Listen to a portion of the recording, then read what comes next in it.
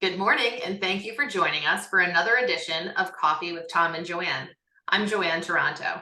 And I'm Tom Matthews, and we are excited this morning to talk about antique properties. Joanne and I love selling antique homes, and typically we will define an antique home as a house that's older than 1940. And what we want to talk about today is balloon construction. What it is, why you need to know about it, kind of pros, cons. So Joanne, what is balloon construction? So balloon construction was a methodology that was used when homes were being built in the 1800s, some early 1900s.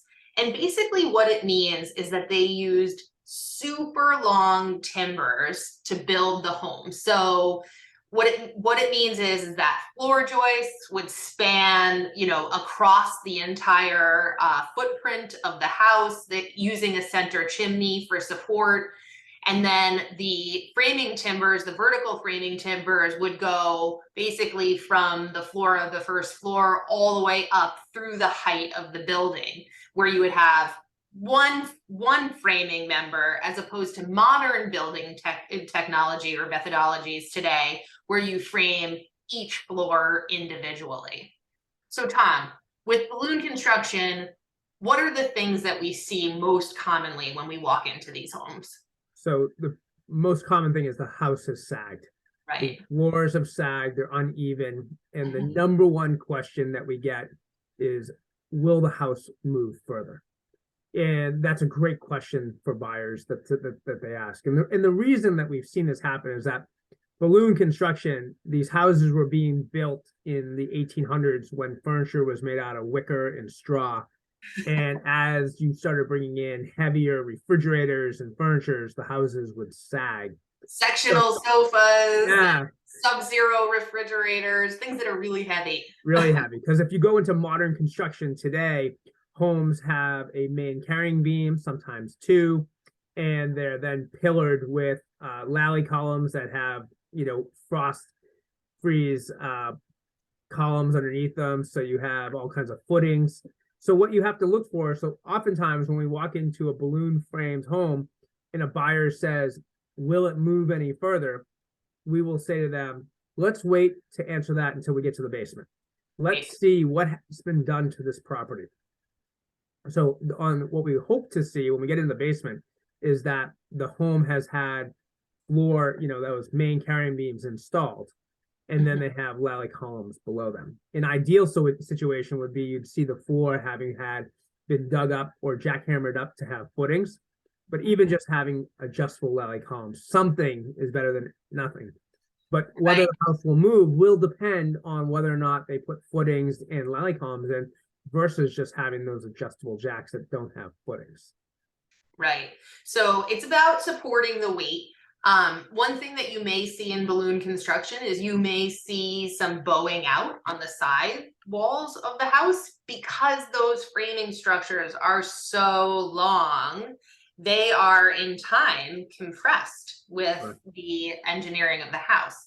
So you might often see that. One way to identify balloon construction, kind of by looking at the house, is that the windows are all stacked on top of one. They're perfectly on top of each other from floor to floor, because the framing members go straight up.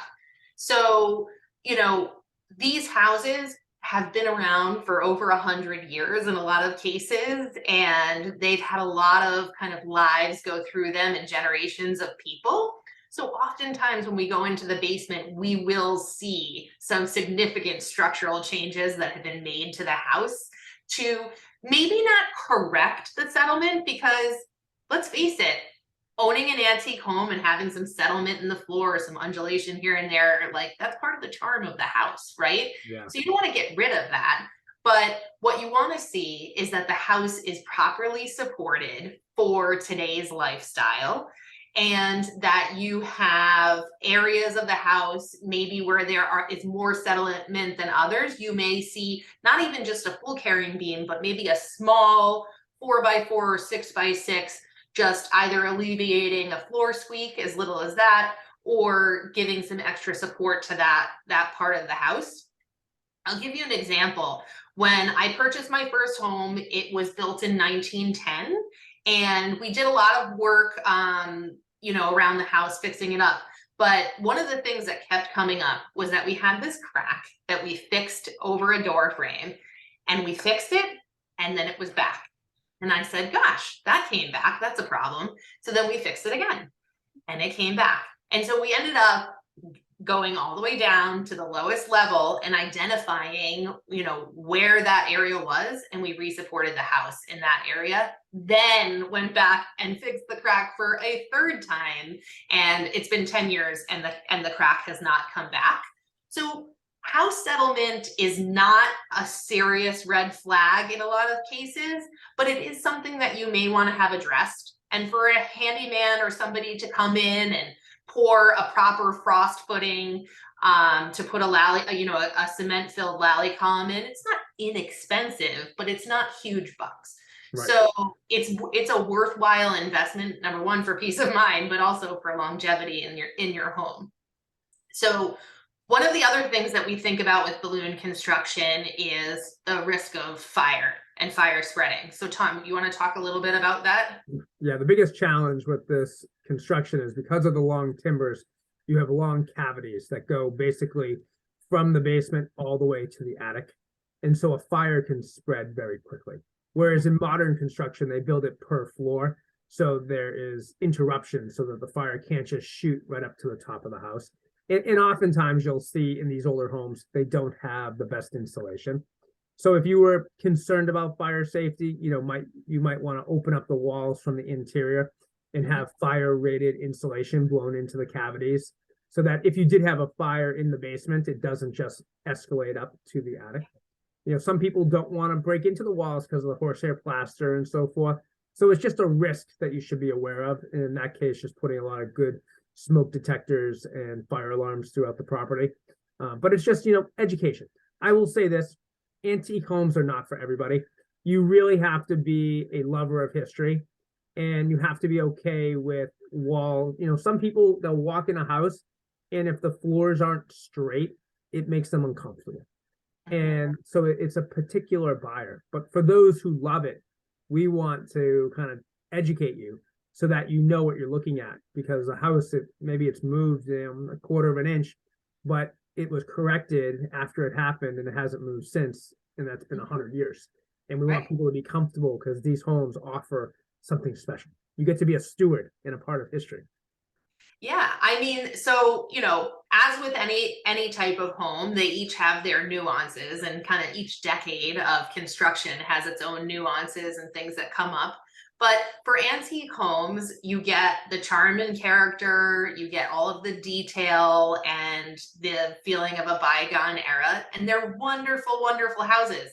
And I always say one of the best things about an antique home is, hey, this house has been standing for 100 years. It's not going anywhere tomorrow, right? The house that was built, down the street in 2022 has only been standing for a year. Right. So it's to be seen how that construction will work out. So you get the point. And what I would like to leave you with is that antique homes are very wonderful. And if you're looking into buying one of them, we would love to help you identify the things that you need to know going into a purchase like that. Excellent. Well, thank you again for joining us for Coffee with Tom and Joanne. I'm Tom Matthews. And I'm Joanne Toronto. Cheers.